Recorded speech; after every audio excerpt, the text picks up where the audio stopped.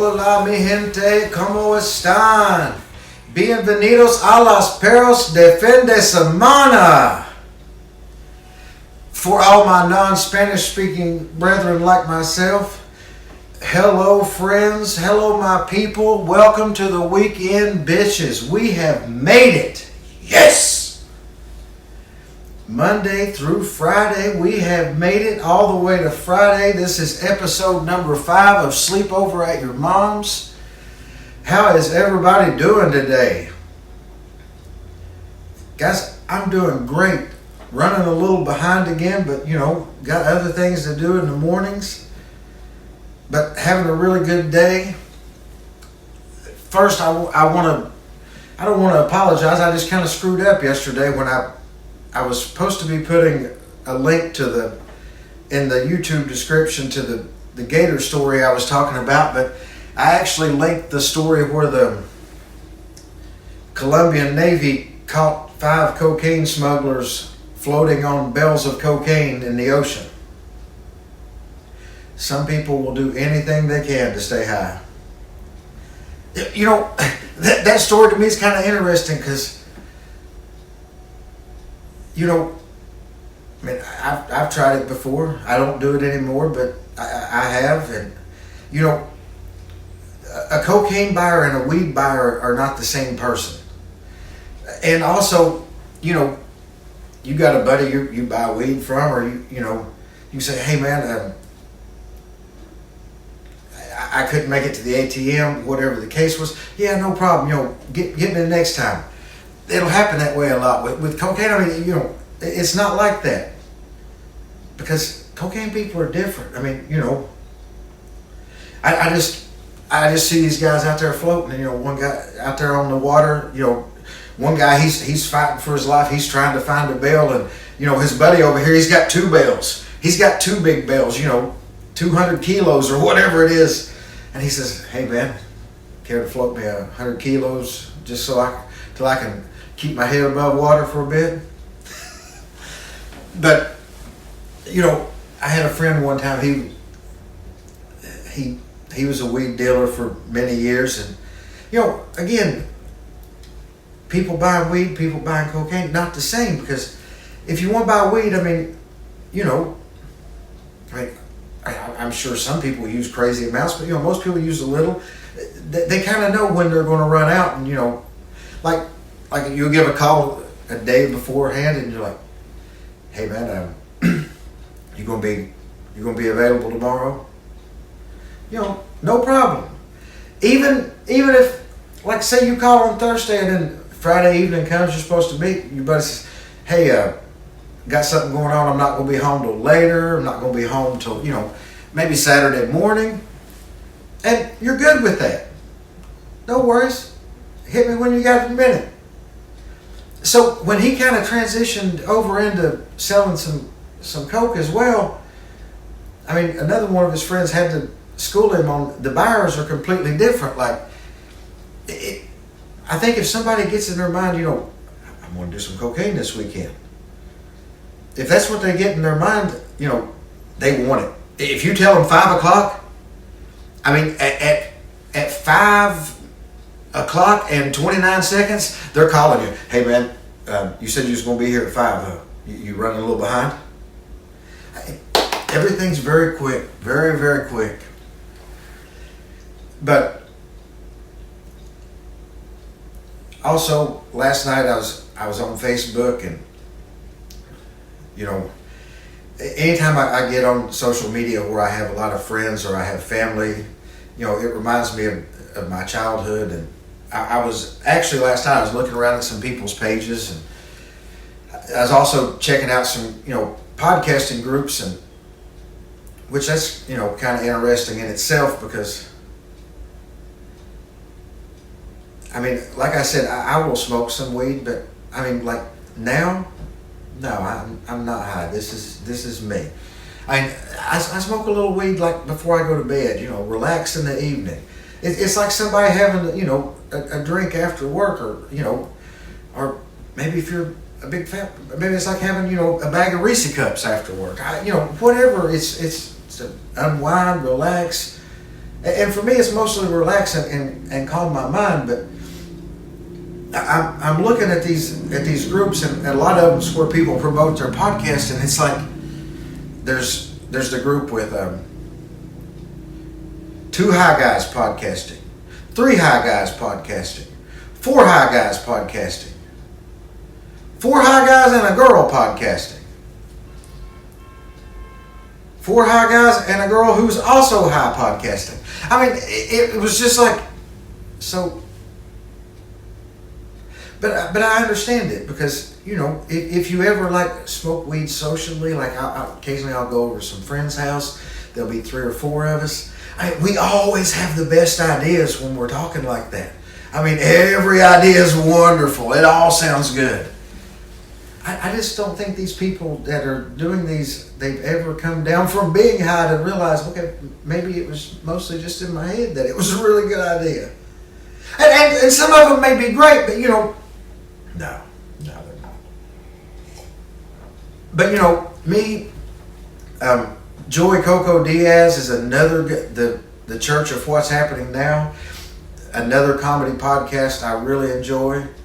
And Theo Vaughn this past weekend, I mean, Theo's stuff for me is really good. I think because we both grew up in the South, and we both grew up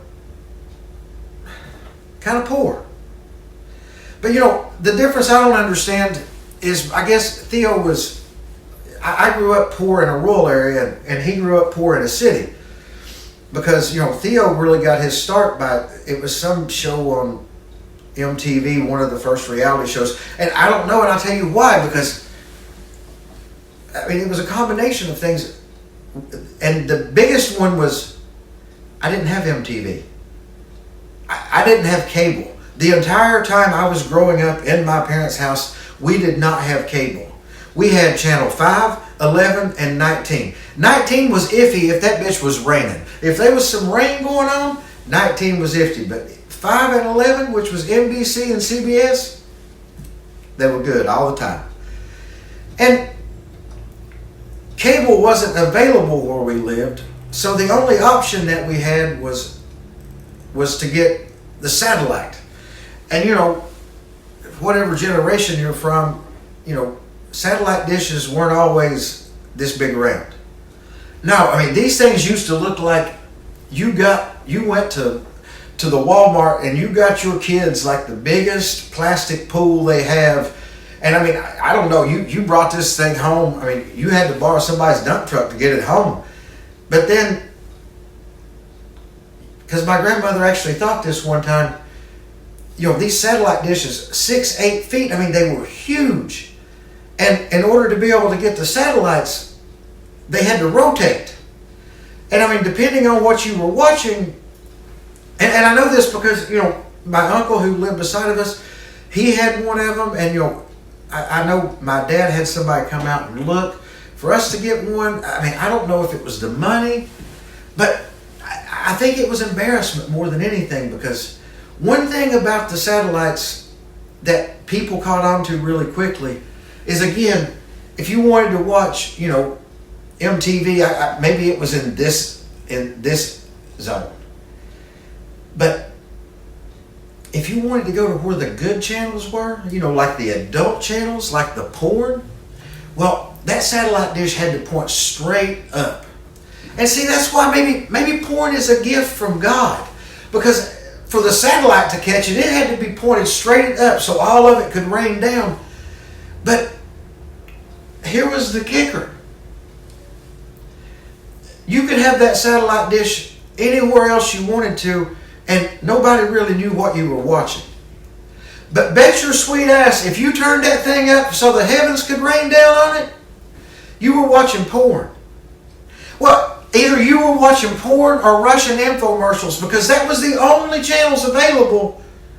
You had Russian infomercials, and you had all the porn channels. So, I mean, it was no secret to me. I mean, I learned, you know, you learn these things, and very quickly you find out. Yeah, what's my uncle doing over there? That satellite's turned straight to the sky. He must be watching about the potato making again. Fuck no, he was watching porn. Of course he was watching porn. I mean, that's like today. I mean, I am so envious of youth today. And I'm not promoting kids to go out and look at pornography, but fuck, I was a boy. I mean, I was a boy. I mean, I sought this shit out. My cousins started out. We all did. I mean, no matter which one of them you were, no matter how religious your parents were, hey, I know you was looking at it. I mean, but we had to, now, a kid can open up their phone. They can open up the laptop. If they don't have a laptop, they can get their parents' iPad. Whatever it is. I mean, people, you got to learn how to lock that shit down. But here's the trouble. You lock it down for them, it kind of locks it out from you. I mean, there's ways, I'm sure. There's ways. But, I mean, it's so easy for kids to get their hands on it these days. I mean, for us, when we were a kid, okay, again, we live in a rural area. And, I mean, we did jobs to make money. But, I mean, usually when you went out and you put up hay or you put up tobacco for somebody that helped, you used that money, for a big purchase. Who the hell knows what that big purchase ever was? I mean, I bought a mountain bike one time. I actually saved up money and bought a mountain bike. But like when we were young, we lived on a rural road, and that's when, Coke and Pepsi came in glass bottles. They came in those 6 and 8 packs. And them bottles was worth 5-10 cents a piece. And back then, on the road we lived on, you could grab a little red wagon out of the barn, start walking your ass, the 1.5 miles to the store. By the time you get to the store, you can have that wagon filled up. And I mean, you can do this once every other week. So we go to the store, we cash it in. Sometimes we buy shit. Sometimes we get the money. And, then you go talk to your neighbor that lives down the street from the store. And he's got an older brother. And his brother's old enough to buy some magazines. So you got to get your money together for the magazines. Then you got to get your surcharge, for the person old enough to buy them. But I'll never forget one week we had went out, and I think we even picked up some aluminum cans to get some money. We got some bottles. But anyway, we come up with I think between the 3-4 of us, we had $40-50. So we get to one guy to go get us some magazines, and he gets us the Selection, he gets us a Hustler, he gets us a Cherry. I don't even remember the names of them, but we didn't. Every once in a while, maybe a Playboy, somebody famous was in it, but no, we wanted the good ones. But so we get these 4 magazines, and we get this big plastic bag, and we put them in the plastic bag, and we tie it, make sure the bag's sealed up good, waterproof. Then we get a duffel bag that one of us had, you got from the Scholastic Book Club or whatever the fuck it was. So we shoved these magazines down inside the duffel bag, and then we go up in the holler. Now, if you're from the city, you probably don't know what the holler is, but at my house, it was, you went across the road, you walked up through the field, where the hills kind of come together. I think of it as like a valley. But we go up in the holler, and there's this big old beech tree up there. And this beech tree's got a knot in the bottom of it, and the knot's been hollowed out. And you got squirrels making a nest in there, and you got other stuff. So we kind of make us a place in there, rake some leaves out, put some fresh leaves in. We put our duffel bag in there. Then, we put some leaves on to kind of cover it up. Hey, we all know where it is. Nobody else is ever going to find it. It's in a pretty private place up in the woods. So, it's our community porn. Think of it now as you've got a group of 4, kids, and they have this joint account at a coffee house for a Pornhub subscription. That's kind of like how it worked. But, here's the difference. right after we got these magazines, I mean, maybe it was a couple of days, I had not even looked at all of them yet. I'd not even got to look at all of them, and it's time for my family and I, we leave and we go to Gatlinburg or somewhere camping for a week on vacation. So I come back from vacation, I don't know, it's like, maybe the next day or something. I'm out, I go for my walk out in the woods, and I'm so excited I get up there, because I had discovered the pleasure of masturbation at that point, and I liked it. God, it felt good. I liked it. You'd do it, you'd want to do it again. But I get up there, and I get the duffel bag out. I mean, I'm excited. Everything's there. I'm like checking all around. Nobody's out in the woods. Fuck, there wasn't anybody out in the woods. But you always looking. You always trying to find them. Make sure nobody's there. I get the magazines out, and I had remembered from what little bit I got to look at them. The Hustler had this, and if I remember right, I think it was like a Wizard of Oz. It was like Dorothy with the Scarecrow, the Tin Man, and the Lion. No kidding, ruby slippers, and oh God, they look good. I was so excited to go back and look at this because I'd only got to browse through it. I mean, I think that was going to be, my scene of choice. And remember, this was just pictures. So I opened up the magazine, and I remember it was almost like dead right in the middle of the magazine. Well, I kind of hold the magazine up, waiting for it to flip over, and it's like, the cover of the magazine looks flawless, like it's brand new. The back of the magazine, somehow the center of it has gotten moisture inside this sealed plastic bag. And I mean,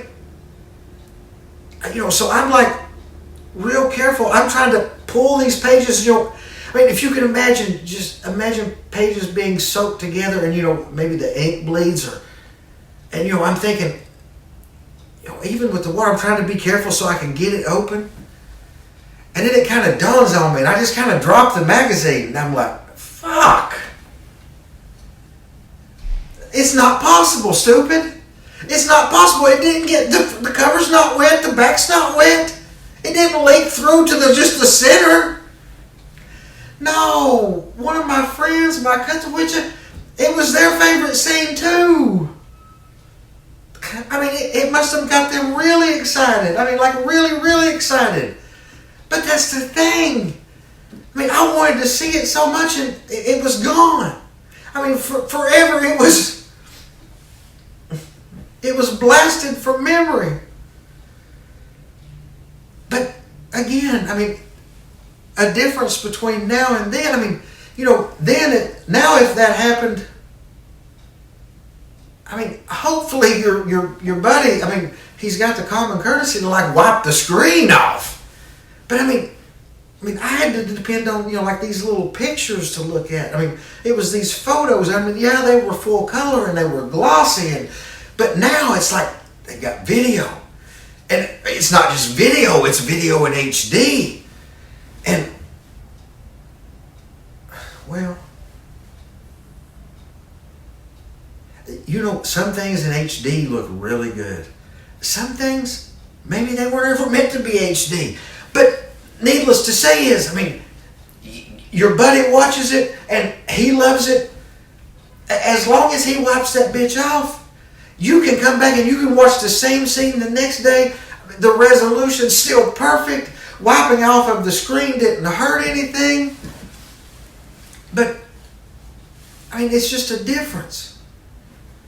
But, and I guess it varies between people because, like me, for example, when I was growing up when I would wake up on Saturdays, I would wake up and inside my room, sitting inside the door would be the vacuum cleaner, and then over on my dresser would be a thing of Pledge and a dust rag.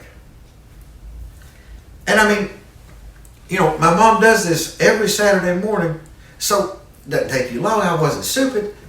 I dust my dresser, I dust my bed off. I take the vacuum, I vacuum the floor, and I make my bed. Well, I'm not a neat freak by any way, but still to this day, I get up. Sometimes if I go exercise, I do it before I go. Most of the time, I'll do it after I get out of the shower. But before I leave the house for my day, I make my bed. Kind of straighten things up. And I got to thinking about this last night because sometimes at night when I'm going to sleep, I'm trying to quiet my mind. I watch Friends. I mean, Friends for me is just it's one of those things I've seen all of them so many times. I don't have to pay a lot of attention to it. I can have it on in the background while I'm working on, editing something, working on whatever it is. But last night was one where Ross, the paleontologist, is going out with this other paleontologist who is just gorgeous. And he gets over to her house, and I mean, it's a mess. Like, there's just garbage everywhere. There's clothes everywhere. Like, she asked him to sit down, and, he's looking like, where the fuck do I sit down? Where the fuck do I sit? I mean, there's nowhere to sit. And I laugh at that because the first time I saw that episode, I'd never seen anything like that in my life, so it was just kind of funny. I'm thinking it's just TV, it's far-fetched. No, but when I got divorced from my second wife, I made a friend, with this girl. And one night she calls me, and it was actually perfect. She called me as a day I was kind of down. I was supposed to go do something with, another one of my guy friends, and, he got busy with something else. So I was kind of at the house, wasn't doing anything. She calls, said, hey, I got a couple, a girlfriend of mine, her boyfriend are coming over. You want to come hang out with us? We'll smoke a little. Sure. I was excited to get out of the house. And plus, at this time, the girl was really interesting. She was educated, come from a very, very nice family. And she was articulate, smart. And, I was amazed. She had her own house. I get over to her house, and when I get there, her friends haven't even made it there yet. And I walk in, and she has a couch and a love seat and another chair in her living room. And and it's nice furniture, you can kind of tell, but there are clothes, there are shoes, there are so much stuff in this living room, there's nowhere to sit. And I'm kind of, it's making me uncomfortable because I'm thinking, she's got friends coming over here, and hey, what are we going to do? We're going to all stand around in the middle of the living room and talk about what the fucking mess she has? So I'm like, hey, you need me to help you put some of this? I'm calling it laundry just because, it's the nicest term I can. Hey, you need me to help you put some of this laundry away? And so she just wants to move it she wants to clear off the couch and the chair. So she wants me to help her pile it all on the love seat. I'm thinking, okay, girl, you live by yourself and you got a 2-bedroom house. Why don't you just put it in the spare bedroom? I asked that question. I did. I asked that question, and I'll regret it for as long as I live because she took me and showed me the spare bedroom. This girl was quite a bit younger than me, and it was straight up like some grandma off Hoarders. You can't open the door to the spare bedroom. The door won't open to get in there. And she pushes it open, and it is just floor to ceiling shit. But anyway, some people actually live like that.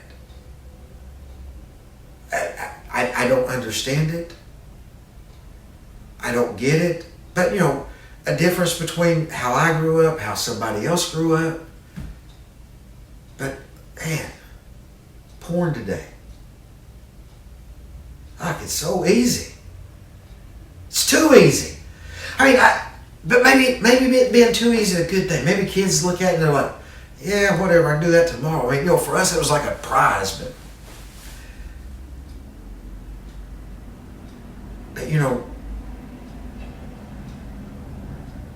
we learn so much better as kids. That's why the ABCs are easy. Maybe it's why I've lived somewhere where 75% of the people speak a different language. And, I'm struggling to pick that language up. I want to. I think it's a beautiful language. I try, but I mean, I have to go back to the basics. I can't just pick up phrases unless they're dirty. But you got to go back to basics because men, we're different. Guys, we are different. But guys, anyway, I'm going to wrap this up. I hope you guys have a wonderful, wonderful weekend. If you want to call in, the hotline is 305-699-5855. Again, that's 305-699-5855. Email us at jamiewtf@wetdoingnow.com. Again, jamiewtf or at wtf@wetdoingnow.com. Guys, like the video, subscribe to the channel, subscribe to the podcast. Everybody listening on Spotify, thank you so much. I didn't realize that many people listen to Spotify podcasts, but hey, I'm loving it. Guys, Monday through Friday is what we're going to give you each and every week. But I'll be honest, I'm enjoying it so much. I am going to try to get an episode out tomorrow and Sunday as well this weekend. I can't promise you it's going to happen, but at least one day I know we'll get one out. We're going to try for both. The posting time may be a little different because of some scheduling, but guys, have a great one. Have a great one. Guys, girls, non-gender binary, whatever the fuck you identify as, have a great weekend. We'll see you later.